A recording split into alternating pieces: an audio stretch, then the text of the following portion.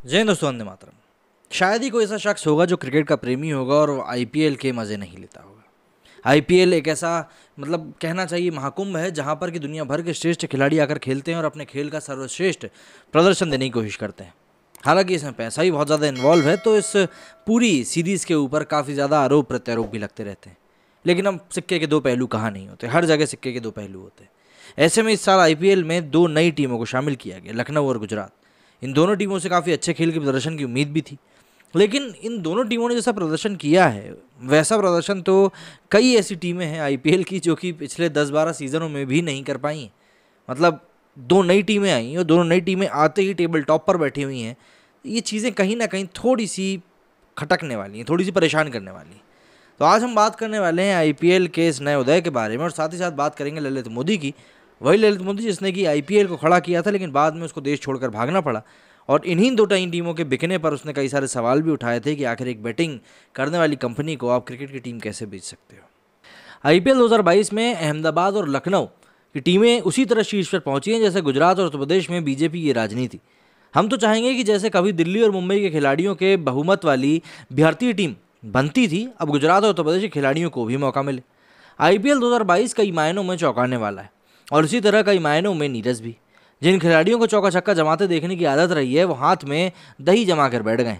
विराट कोहली के golden duck बनाकर headline में आ रहे हैं, लेकिन जिस बात पर बार बार नज़र टिकती है वो है आईपीएल के पॉइंट्स टेबल देखें तो जो सबसे पहली बात ध्यान में आएगी वो ये कि गुजरात और लखनऊ की टीमें कौन सी चक्की का आटा खाकर आई हैं। वो तमाम लोग जिन्हें क्रिकेट और क्रिकेट में भी आईपीएल और उसके ग्लैमर में इंटरेस्ट था, टीम लखनऊ और टीम गुजरात के प्रदर्शन से सकते में हैं। लेकिन सवाल आता है क्यों? तो इस कथन के पीछे यूं तो तमाम कारण हो सकते हैं, लेकिन जो इसकी एक सबसे बड़ी वजह है वो ये है कि शहर की तासीर। ना तो अहमदाबाद और ना ही लखनऊ, दोनों ही शहरों का मिजाज बिल्कुल भी ऐसा नहीं है कि वहाँ एक खेल के रूप में क्रिकेट का बहुत ज़्यादा स्कोप हो। आप ज़रा खुद ही सोचिए, वो वक्त जब आईपीएल की शुरुआत हुई, टीम चाहे आरसीबी हो या फिर दिल्ली या फिर मुंबई, मैच देखने पर एक अलग ही रोमांच आता था। फिर क्योंकि सारा खेल बाजारवाद का है और आईपीएल जो खुद एक बाजारवाद की बड़ी देन है, जब इस पर बाजार का फ्लेवर चढ़ाया गया तो स्थिति बदली। और शायद ये वो बदली हुई कंडीशन ही थी जिसके चलते आज हम अहमदाबाद और लखनऊ को आईपीएल टेबल में शीर्ष पर देख रहे हैं। एक टीम के रूप में अहमदाबाद और लखनऊ पर तमाम बातें होंगी, लेकिन उससे पहले एक नज़र अंक तालिका पर हम डालते हैं तो इस आईपीएल 2022 में गुजरात टाइटंस, जिसके पास 18 पॉइंट्स हैं, उसने अब तक कुल 12 मैच खेले हैं, जिसमें से उसने 9 मैच जीते हैं और 3 में उसको हार का सामना करना पड़ा। नेट रन रेट की बात करें तो वो है पॉजिटिव में 0.376। वहीं बात अगर लखनऊ की करें तो लखनऊ सुपर जायंट्स की तो इनका जैसा प्रदर्शन किया है तमाम आईपीएल प्रेमी सकते में हैं। लखनऊ ने भी 12 मैच खेले हैं और टीम ने 8 मैचों में जीत दर्ज करी है, 4 में उसने हार का मुंह देखा है। टीम के 16 पॉइंट हैं और नेट रन रेट तो इसका पॉजिटिव में 0.385 है। बाकी जैसा कि इतिहास रहा है, टीमें हमेशा मैनेजमेंट से चलती हैं, तो हमें वो वक्त भी नहीं भूलना चाहिए कि जब आईपीएल का सारा दारोमदार ललित मोदी के कंधों पर था।